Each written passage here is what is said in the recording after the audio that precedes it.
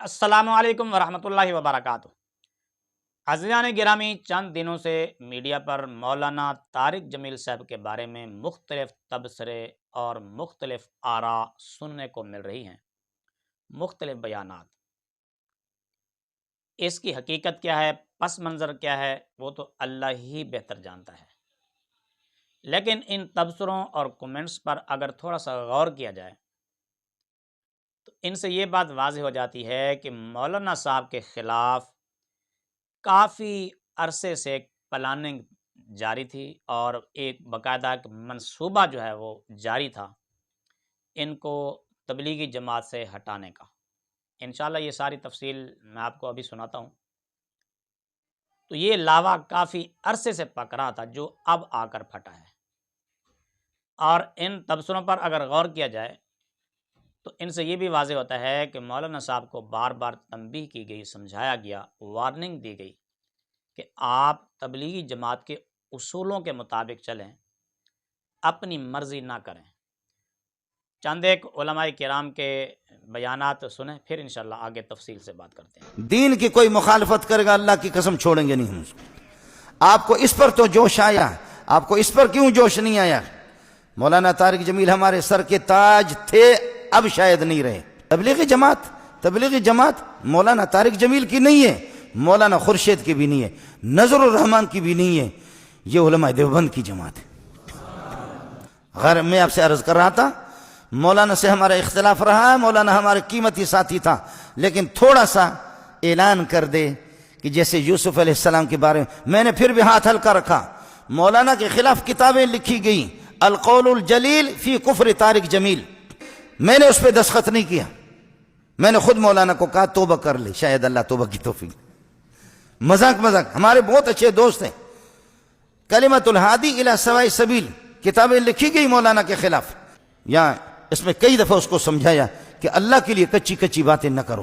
منظور مینگل نے طارق جلیل کو بہت کچھ کہا ہے، کیا علماء ایک دوسرے کو ایسے کہ جواب دے کہ طارق جمیل عالم نہیں ہے، وہ علماء کا بدترین دشمن، دین کا ایک مکار فریبی، تبلیغ کا وجود دنیا سے ختم کرنے والا ایک زہریلا سانپ ہے۔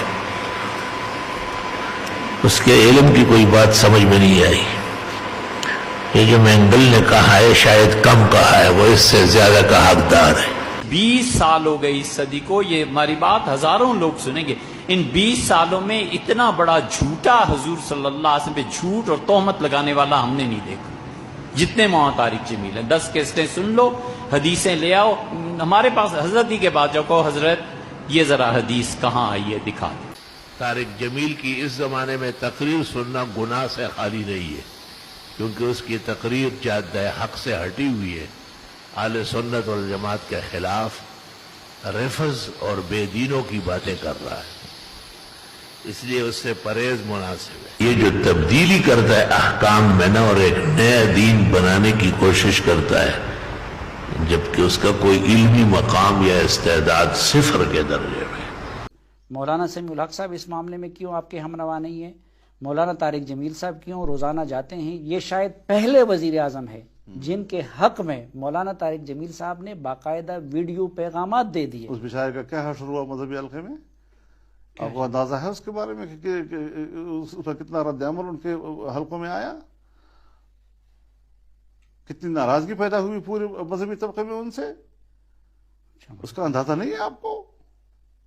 ذرا معلومات کر لینا بیچارے کا۔ میں خود اس پہ گرویدہ ہوں، میں تو خود اس کا ساتھی ہوں، اس کا دوست ہوں۔ نہیں، وہ پہلے ملتے رہے، پھر فنکشن میں آئے، پازیٹیو رسپانس آیا ہوگا، تبھی تو انہوں نے اس کے بعد ویڈیو دے دی۔ لیکن میرے نزدیک حجت نہیں ہے وہ، میں خود حجت ہوں اپنے بارے میں۔ میں 3 لاکھ سے زیادہ علماء کرام کے فورم کا امیر ہوں۔ وہ مولانا طارق جمیل اللہ ان کی عمر میں برکت بانٹے۔ اللہ کی قسم کے دل خون کے آنسو ہو رہا ہے کہ مولانا صاحب کا میں نے کلپ سنا کل، کہتے 72 سال میری عمر ہوگی، 18 سال کی عمر میں میں نے تبلیغ سے تعلق جوڑا، رئیس خاندان سے تعلق تھا ان کا، عرب خرب پتی باپ کا بیٹا، دین سے جڑ گیا، اور سنے 72 سال کی عمر اس ٹائم ان کی، اور 18 سال کی عمر میں جڑے تو 52 سال انہوں نے 54 سال دین پہ لگا دی، اور 6 بر اعظم میں دین بھلایا، सुनिए, शेख बर्रे आजम ने दीन फैलाया और अदाकारों एक्टरों को मुसलमान किया, मगर मैं दुआ करता हूँ मालिक कि दुनिया बड़ी जालिम, किसी की जवानी की मेहनत किसी का बढ़ापा नहीं देखती होती। उनको बढ़ापे में सताया इन लोगों ने, उनको कहा कि तू इधर तबलीग नहीं कर सकता। मैं उनको कहूंगा, जिन्होंने तुम्हारी तबलीगी जमातों की पहचान कराई बच्चों में, यूनिवर्सिटियों में, गैर मुल्कों में, तुमने उसको 72 साल की उम्र में खजल दिया। मेरा दिल खून के आंसू होया करना, किसी के बढ़ापे में किसी को ऐसा दुख न दिखाना कि वो 72 साल की उम्र में अपनी जबान से कह रहा है कि तबलीग वालों मेरे से ऐसा तो ना करो कि मुझे कहो कि ये इसका बयान नहीं हो सकता। मौलाना तारिक जमील साहब का एक मैसेज जो है वो गर्ज कर रहा है सोशल मीडिया पर। बज़ाहिर ऐसा लगता है कि ये व्हाट्सअप मैसेज हैं, 3-4 मैसेज हैं जिनको जोड़कर एक ऑडियो बनाई गई है। सवाल ये पैदा होता है कि इन मैसेजेस को सोशल मीडिया पर डाला किसने, तो उसका जवाब हमें इस मैसेज के अंदर ही मिल जाता है कि मौलाना तारिक जमील साहब उन मैसेजेस में एक जगह पर मेरे ख्याल में 5 मिनट और 55-56 सेकंड पर जाकर ख़ुद वो ये कहते हैं कि मैं अब इन मैसेजेस को पूरी दुनिया में फैलाऊँगा। ये मैं सारे मैसेज अब पूरी दुनिया में फैलाऊंगा। और ज़ाहिर बात है व्हाट्सअप का ताल्लुक ज़ाती मोबाइल के साथ होता है, तो ज़ाती मोबाइल में से उन मैसेजेस को सोशल मीडिया पर मौलाना तारिक जमील साहब ने खुद फैलाया, ठीक है। और इसको फैलाने से क्या हुआ, इससे तबलीगी जमात को कुछ नहीं हुआ, तबलीगी जमात की मेहनत पर कुछ असर नहीं पड़ा और ना पड़ेगा, ठीक है ना। इससे मौलाना तारिक जमील साहब ने अपने आप को नुकसान पहुँचाया है, अपनी ज़ात को नुकसान पहुँचाया है, अपनी शोहरत को नुकसान पहुँचाया है। मौलाना तारिक जमील साहब के तबलीगी जमात से किनारा कशी करने से तबलीगी जमात के काम पर कोई फ़र्क नहीं पड़ेगा, ठीक है, क्योंकि जमातें नज़रियात जो होते हैं ये बाकी रहते हैं, शख्सियात आती जाती रहती हैं। एक शख्सियत आती है वो चली जाती है, दूसरी शख्सियत उसकी जगह रिप्लेस हो जाती है। मौलाना तारिक जमील साहब ने अपने बयानात में बेशुमार बार इस बात का इजहार किया है कि मेरी शोहरत की वजह तबलीगी जमात है, यानी मुझे जो शोहरत मिली दुनिया में मुझे तो कोई जानता ही नहीं था, मुझे तो कोई जानता ही नहीं था, तो मुझे आज पूरी 7 बर-ए-आज़म में कोई जानता है तो तबलीगी जमात की वजह से मेरी ये शोहरत हुई है। मुझे शोहरत की इन बुलंदियों पर पहुँचाने वाली तबलीग का काम है। हालांकि मौलाना तारिक जमील साहब जितनी पुश्ती अमीर हैं, दौलतमंद हैं, जागीरदार हैं, इनके तो अपने कहते हैं हमारे ग़ुलाम भी होते थे, ग़ुलाम भी रखे होते थे, यानी इतना पैसा, दौलत, जागीरें, जायदादें सब कुछ था, लेकिन मौलाना तारिक जमील साहब कोई नहीं जानता था। मौलाना तारिक जमील साहब जब तबलीग के साथ जुड़े और इस तबलीग की मेहनत की वजह से उनकी शोहरत दुनिया में हुई, ठीक है ना। तो ऐसा नहीं है कि तबलीग जमात मौलाना तारिक जमील साहब की वजह से मशहूर हुई, ऐसी बात बिल्कुल नहीं है, ठीक है ना। हालांकि ये इन बातों का इज़हार पहले खुद मौलाना तारिक जमील साहब करते रहे, लेकिन अब इन मैसेजेस में गोया कि वो ये तासर देने की कोशिश कर रहे हैं कि शायद तबलीगी जमात को मैंने मशहूर किया है, तबलीगी जमात मेरी वजह से मशहूर हुई। तो ऐसी कोई बात नहीं है, कोई वजह नहीं है, ठीक है ना। क्योंकि बहुत सारे लोगों को इस बात का इल्म नहीं, लोग ये समझते हैं कि शायद पता नहीं क्या वजह है कि मौलाना तारिक जमील साहब को बयान नहीं करने दिया जाता। वो इतना अच्छा बयान करते हैं और उनके बयान से हज़ारों लोग जो है मुतासर होते हैं, तो उनको तबलीगी जो ऑफिशियल इज्तिमात होते हैं उनमें बयान करने क्यों नहीं दिया जाता। तो इसकी बड़ी सिंपल सी, बड़ी आसान सी वजह है, दुनिया में हर पार्टी, हर जमात का अपने कुछ उसूल होते हैं, ठीक है ना। क्या ये जितनी भी हमारी सियासी पार्टियां हैं इनके उसूल नहीं हैं? इनकी भी उसूल हैं। ये भी अपने स्टेज पर किसी दूसरे को नहीं छोड़ते। हाँ, वो अलग बात है कि कोई ऐसा प्रोग्राम हो कि जिसमें दोनों इकट्ठे मुख्तलिफ पार्टियाँ जो है वो इकट्ठे कोई जलसा कर रहे हो तो एक अलग बात है, वरना अपने स्टेज से कोई किसी को बयान नहीं करने देता। तो इसी तरह हर इदारे के, हर कंपनी के भी कुछ रूल होते हैं कि आपने इस किस्म का यूनिफॉर्म पहनना है, आपके बाल ऐसे होने चाहिए। यानी हर इदारे, हर कंपनी, हर पार्टी, हर चीज़ के कुछ न कुछ उसूल और ज़वाबित और रूल्स होते हैं, और उन उसूल और ज़वाबित और रूल्स को, उन कवायद और ज़वाबित की पाबंदी करना लोगों के लिए, उन लोगों के लिए ज़रूरी होता है जो उस पर शामिल। हर इदारे का अपना एक कानून होता है कि जी मसलन स्कूल है, हर स्कूल का अपना एक यूनिफॉर्म है। अब अगर बच्चा वो यूनिफॉर्म पहन के नहीं आता तो स्कूल एतराज़ करता है कि भाई आपने क्लास में दाखिल नहीं होना, निकले, ठीक है ना। अब जैसे मैं भी पढ़ाता हूँ बच्चों को, ठीक है ना, मैंने एक उसूल रखा हुआ है कि पारा पढ़ने जो बच्चे आएंगे वो टोपी पहन के आएंगे। टोपी का मैंने कोई पाबंदी नहीं लगाई हुई कि कौन सी टोपी पहन के, जो मर्जी टोपी पहन के आएँ, सिवाय वो प्लास्टिक की टोपी की जो मस्जिदों में होती है, उसके अलावा जो मर्जी टोपी पहन के आ जाएँ। मैंने एक उसूल रखा हुआ है। अब जो बच्चा टोपी पहन के नहीं आता मैं उसको उसी वक्त क्लास से निकाल देता हूँ। मैं कहता हूँ जाओ घर से टोपी पहन के आओ, नहीं है टोपी तो कल आ जाना, आज क्लास में आपको बैठने की इजाज़त नहीं। अब ये मैंने एक उसूल बनाया हुआ है। اسی طرح اسکولوں کے اصول ہوتے ہیں کہ آپ نے یونیفارم نہیں پہنا ہوا تو آپ کلاس میں نہیں آئے گی. تو ہر کمپنی کا اپنا ایک اصول ہوتا ہے, ہر ادارے کا اپنا ایک اصول ہوتا ہے. اسی طرح تبلیغی جماعت نے اپنے ایک اصول بنایا ہوا ہے کہ تبلیغی جماعت کے ممبر سے, اسٹیج سے وہ شخص خطاب کرے گا جس کا وزن کسی بھی پارٹی میں نہیں, یعنی جس کا تعارف معاشرے میں اس طرح نہیں ہوگا کہ یہ فلاں پارٹی کو پسند کرتا ہے یا فلاں پارٹی کے ساتھ نفرت کرتا ہے, نہیں, بلکہ تبلیغی جماعت کے ممبر سے, اسٹیج سے وہ شخص خطاب کرے گا کہ جو پورے امت کا درد اپنے دل میں رکھتا ہو, جو کسی خاص پارٹی سے نفرت اور کسی خاص پارٹی سے محبت کا اظہار نہ کرتا ہو. ٹھیک ہے, دل کے اندر جو بات ہے وہ ہے, اس کا تو وہ تو ہر انسان کے دل کے اندر کوئی نہ کوئی بات ہوتی ہے, لیکن اس نے اس کا اظہار نہ کیا ہو. مولانا طارق جمیل صاحب نے تو واضح طور پر اظہار کیا, یعنی پی ٹی آئی کی حمایت, عمران خان کی حمایت, اور دوسری طرف نون لیگ کی مخالفت. اب واضح طور پر جو پوری پاکستان کی قوم اس وقت جو دو حصوں میں بٹی ہوئی ہے, تو ان مولانا طارق جمیل صاحب نے ان دو حصوں میں سے اپنا وزن ایک حصے میں ڈال دیا ہے. تو ایسی صورت میں ان کو بیان دینے کا مطلب یہ ہے کہ تبلیغی جماعت کی ساری محنت پر پانی پھیرنا, اس لیے ان کو اس بات کی اجازت نہیں دی گئی. اسی طرح تبلیغی جماعت جو ہے اس کے بھی کچھ اصول ہیں. وہ اصول انہوں نے وضع کیے ہوئے ہیں, وہ یہ ہے کہ تبلیغی جماعت جو ہے اس کا بطور جماعت کے کسی پارٹی کے ساتھ کوئی تعلق نہیں ہوگا. یعنی جماعت, تبلیغی جماعت اپنا وزن کسی سیاسی پارٹی, کسی مذہبی پارٹی کے پلڑے میں نہیں ڈالے گی. ٹھیک ہے نا, یہ ایک اصول آسان سا وضع کیا ہوا ہے. اور بھی بہت سارے اصول ہیں, میں اس میں سے صرف یہ ایک لے رہا ہوں چونکہ اس اصول کا تعلق مولانا طارق جمیل صاحب کے ساتھ ہے. تو یہ تبلیغی جماعت اپنا وزن کسی بھی سیاسی پارٹی کی طرف نہیں ڈالے گی. ظاہر ہے تبلیغ ایک ایسا کام ہے کہ اس کا تعلق تمام انسانیت کے ساتھ ہے. جب اس کا تعلق تمام انسانیت کے ساتھ ہے تو یہ تمام انسانیت تک رسائی اسی وقت, اسی صورت ہو سکتی ہے کہ آپ کا وزن کسی ایک سیاسی پارٹی میں نہ ہو. جب آپ اپنا وزن ایک سیاسی پارٹی کے پلڑے میں ڈال دیتے ہیں تو پھر کیا ہوتا ہے کہ اس پارٹی کے علاوہ جو لوگ ہوتے ہیں وہ آپ کی بات کو سننے کے لیے تیار نہیں ہوتے. تو یہ اس لیے شروع سے ہی بزرگان نے, جو تبلیغی جماعت کے بزرگ حضرات تھے, انہوں نے یہ اصول وضع کر دیا تھا, یہ طے کر دیا تھا کہ تبلیغی جماعت کا آفیشیلی کسی سیاسی پارٹی کے ساتھ یا کسی بھی اور مذہبی پارٹی کے ساتھ تعلق نہیں ہوگا. یہی وجہ ہے کہ صرف سیاسی پارٹی کی بات نہیں ہو رہی, بلکہ اگر آپ مذہبی اعتبار سے بھی دیکھیں نا, ہمارے پاکستان میں جو مسلک ہیں, دیوبندی مسلک, بریلوی مسلک, اہل حدیث مسلک وغیرہ وغیرہ, تو اسی طرح حیاتی, مماتی اور پتہ نہیں طرح طرح کے مختلف عنوانات ہیں. لیکن تبلیغی جماعت اپنے آپ کو یہ بھی نہیں کہتی کہ ہم دیوبندی ہیں, ہم بریلوی ہیں, ہم اہل حدیث ہیں. یعنی انہوں نے اپنے آپ کو اس چیز سے بھی کنارہ کشی کی ہوئی ہے, کیونکہ اگر وہ اپنے آپ کو یہ شو کریں کہ اپنی مسجدوں پہ لکھیں گے یہ دیوبندیوں کی مسجد ہے, تو اس کا مطلب یہ ہے کہ باقی سب کو انہوں نے نکال دیا. تو جب وہ اپنی مذہبی شناخت میں اتنے حساس ہیں اور اپنے اصول پر اتنے پابند ہیں کہ اپنے آپ کو دیوبندی کہنے کے لیے تیار نہیں ہے, وہ اپنے آپ کو بریلوی کہنے کے لیے یا اہل حدیث کہنے کے لیے تیار نہیں ہے, تو یہ کیسے ہو سکتا ہے کہ وہ اپنا وزن کسی ایک سیاسی پارٹی کے پلڑے میں ڈال دیں.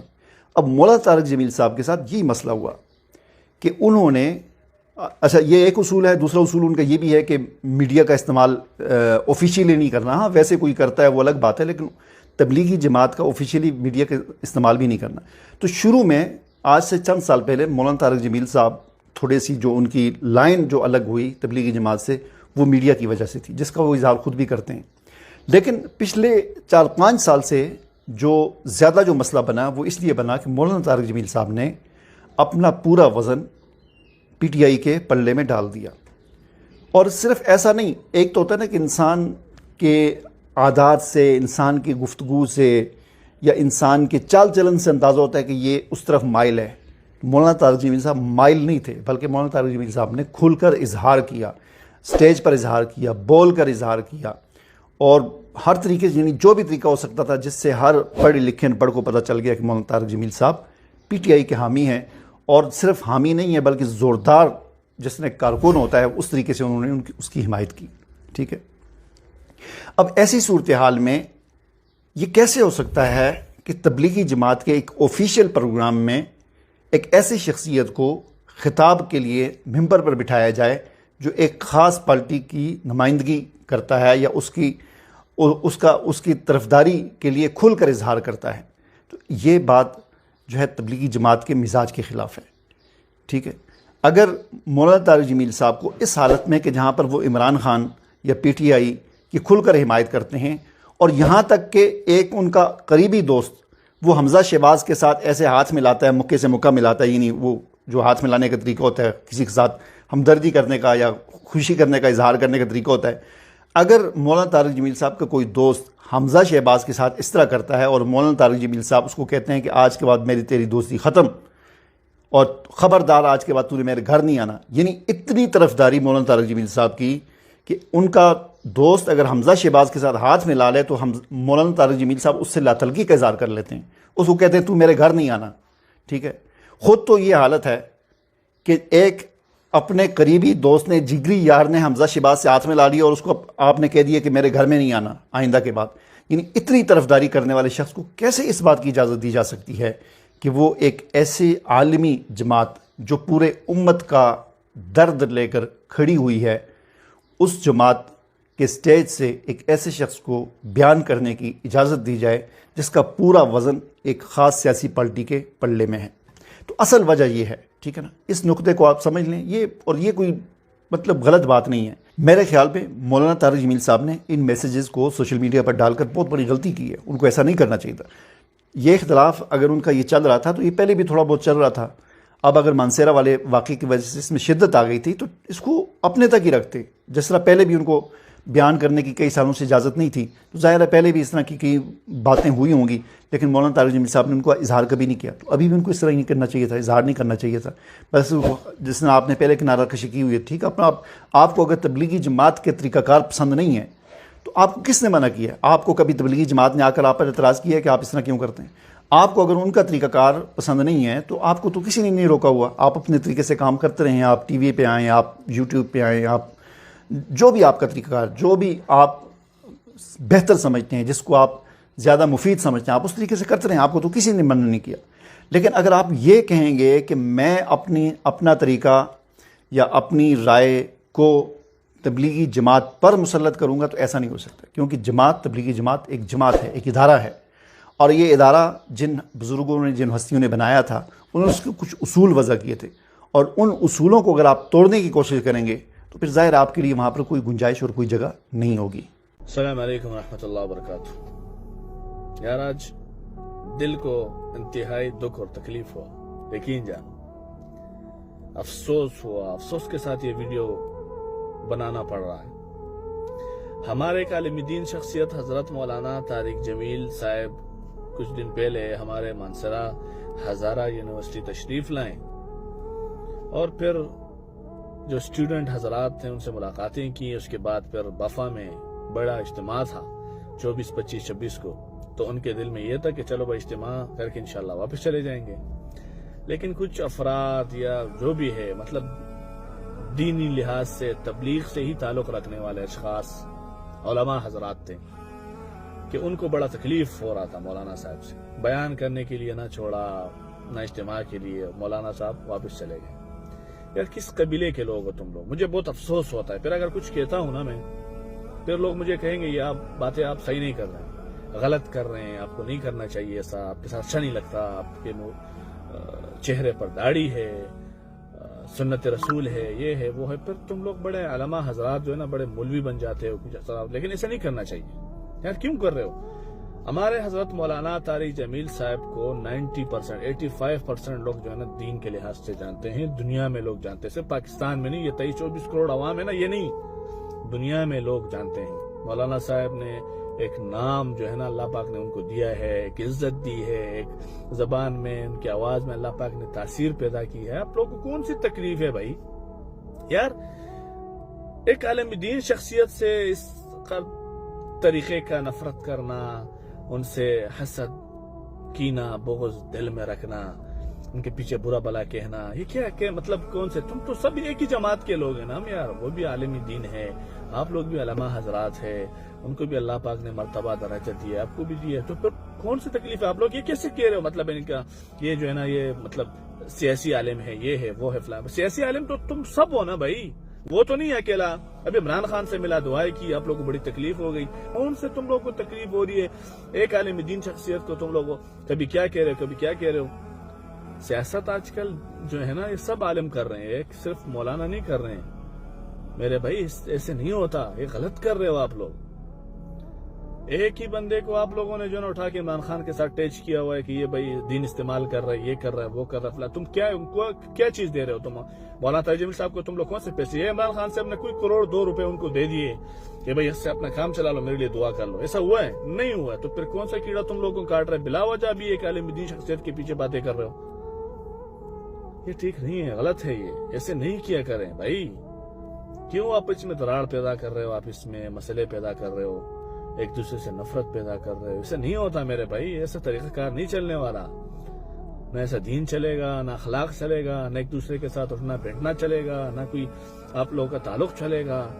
کیا ہے یار اللہ کے بندو، ایسے کیوں کر رہے ہو آپ؟ جنہوں نے بھی ایسا کیا ہے مولانا کے ساتھ انتہائی شدید الفاظ میں مذمت کرتا ہوں. غلط کیا ہے، نہیں کرنا چاہیے تھا.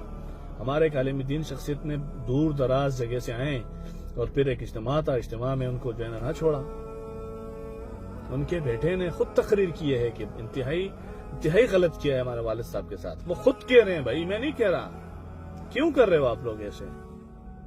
پھر بندہ گیلا شکوہ کس سے کرے؟ مطلب آپ لوگ دین کے اندر رہ کے بھی تبلیغی حضرات اس طریقے کے ایک عالم دین شخصیت سے نفرت کر رہے ہو، تو پھر آپ لوگ اللہ کو کیا جواب دو گے؟ میں بتانا چاہتا ہوں کہ آج میں تبلیغ سے نہیں، تبلیغ والوں سے مخاطب ہوں، اور تبلیغ والوں میں سے بھی ان سے میں آج مخاطب ہوں جن کے ہاتھ میں تبلیغ کی قیادت ہے. اور جو میں بات کرنے جا رہا ہوں، میں انتہائی دکھ کے ساتھ، انتہائی تکلیف کے ساتھ میں یہ پیغام ریکارڈ کروا رہا ہوں. میری بات کو غور سے سنیے گا کہ تبلیغ والے تبلیغ کرنے والے کو تبلیغ سے روک رہے ہیں. سبحان اللہ.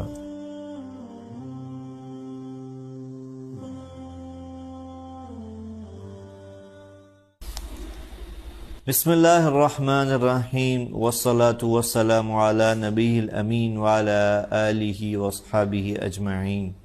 اما بعد، میرے محترم ناظرین، میری آج کی ویڈیو بہت ہی زیادہ اہمیت کی حامل ہے، اور جو میں آگے چلوں گا، اپنی بات آپ کے سامنے پیش کروں گا، آپ کو اس میرے مضمون سے اندازہ ہوگا کہ میری اس ویڈیو کی اہمیت باقی ویڈیو سے کیوں مختلف ہے. اور جو ابھی تک میں آپ سے مخاطب ہوتا رہا مختلف مضامین کو لے کر، کبھی فاؤنڈیشن کے موضوع کو لے کر، کبھی رمضان کے موضوع کو لے کر، آج کی جو ویڈیو ہے یہ ان سب سے مختلف ہے. اور اس ویڈیو کے مختلف ہونے کی جو وجہ ہے وہ ایک واقعہ ہے. میں جو آگے چلوں گا میں اس واقعے کی طرف بھی آؤں گا، لیکن آج آپ سے مخاطب نہیں ہوں، آج میں کسی اور سے مخاطب ہوں. اور اس بات جن سے میں مخاطب ہونا چاہتا ہوں اس سے پہلے، ان حضرات سے مخاطب ہونے سے پہلے، میں تمہیداً ایک بات عرض کرنا چاہتا ہوں کہ اللہ تعالیٰ نے اس دنیا کے اندر ہدایت کے نظام کو چلانے کے لیے ایک بہت ہی خوبصورت، بہت ہی شاندار اور بہت ہی عظیم حکم کو متوجہ کیا. آدم علیہ السلام سے لے کر ہمارے نبی آخر الزمان حضرت محمد صلی اللہ علیہ وسلم تک، سب انبیاء کا اگر ایک کام کہا جائے کہ کیا مشترک تھا، ایسی کیا چیز تھی جو ہر نبی میں کامن تھی، تو میں یہ برملا کہوں گا کہ وہ کام تھا دعوت کا، تبلیغ کا. کیا مطلب؟ دعوت کس چیز کی؟ تبلیغ کس چیز کی؟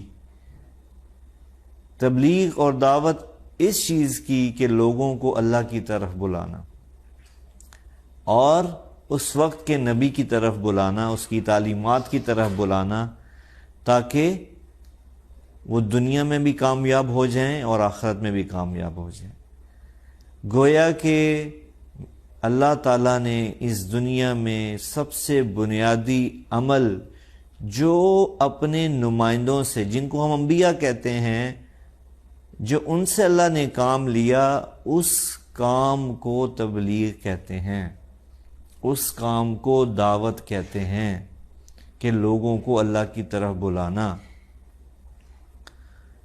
اور یہ ہمیں یہ بات اس سے سمجھ آتی ہے کہ اللہ تعالیٰ نے کائنات کے اندر انسانیت کی ہدایت و رہنمائی کے لیے جو سب سے اہم عمل ہمیں دیا وہ دعوت و تبلیغ ہے۔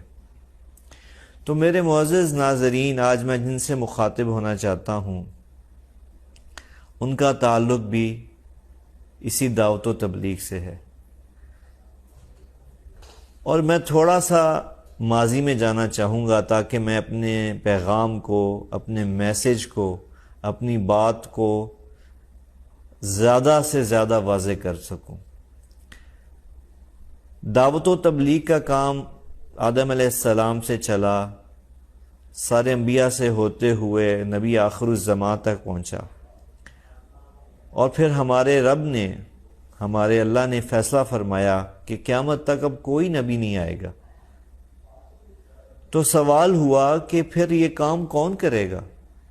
تو میرے اللہ نے قرآن میں ارشاد فرمایا، کنتم خیر امہ اخرجت للناس تأمرون بالمعروف وتنہون عن المنکر وتؤمنون باللہ، کہ اے میری نبی کی امت، اب میں یہ سعادت، یہ مقام، یہ مرتبہ تمہیں سونپ رہا ہوں۔ انبیاء نہیں آئیں گے، لیکن میں یہ کام تمہیں سونپ رہا ہوں کہ اب یہ عظیم کام، یہ وہ کام جو میں نے 1,24,000 اپنے انبیاء کو دیا، اے میرے نبی، آخری نبی صلی اللہ علیہ وسلم کی امت، میں یہ شان، یہ عظمت تمہیں دینا چاہتا ہوں۔ تم ہو سب سے اچھی اور خیر والی امت، کیونکہ اب یہ کام جو نبی کرتے تھے، میرے ڈائریکٹ امبیسیڈرز اللہ کے، جن کو میں ڈائریکٹ منتخب کرتا تھا، سلیکٹ کرتا تھا لوگوں کی، انسانیت کی ہدایت کے لیے۔ جی عزیزان کرامی، آپ نے مختلف علماء کرام کے بیانات سنے، ان کے تبصرے سنے، ان کی رائے آپ کے سامنے آ گئی، جس سے یہ بات واضح ہو جاتی ہے کہ مولانا صاحب کو پہلے بھی علماء کرام سمجھاتے رہے، تنبیہ کرتے رہے کہ آپ تبلیغی جماعت کے اصولوں کو فالو کریں، اور سب سے بڑا الزام مولانا صاحب پر ان بیانات کی روشنی میں یہ بھی سامنے آتا ہے کہ مولانا طارق جمیل صاحب صحابہ کے گستاخوں کی طرف زیادہ میلان اور جھکاؤ کی وجہ سے بھی اس تنقید کا نشانہ بنے، اور اس تنقید کی زد میں آئے۔ علماء بار بار ان کو کہتے رہے، اور انہی کے ہم مسلک علماء اس کو سمجھاتے رہے کہ ان لوگوں کے ساتھ آپ اٹھنا بیٹھنا، ان کی طرف زیادہ جھکاؤ لگاؤ، اس کو ذرا کلوز کریں۔ سب سے زیادہ بڑی وجہ یہ سامنے آ رہی ہے، ایک تو ان بیانات کی روشنی میں، اور دوسری وجہ جو سامنے آتی ہے وہ یہ آتی ہے کہ مولانا طارق جمیل صاحب ایک سیاسی پارٹی PTI کی طرف بھی میلان ذرا زیادہ رکھتے تھے۔ بہرحال ان کے میلان کی وجہ کیا ہے، پس منظر کیا ہے، وجوہات کیا تھیں، کیا حکمت تھی اس میں، وہ تو وہ خود ہی بہتر جانتے ہیں۔ ہو سکتا ہے کہ تبلیغی مصلحت کی بنا پر وہ ایسا کرتے ہوں، اور ایک سیاسی جماعت کی طرف ان کا زیادہ جھکاؤ اور ان کی تعریفیں اور ان کے لیے بار بار دعائیں، اس کو بھی تنقید کا نشانہ بنایا جا رہا ہے۔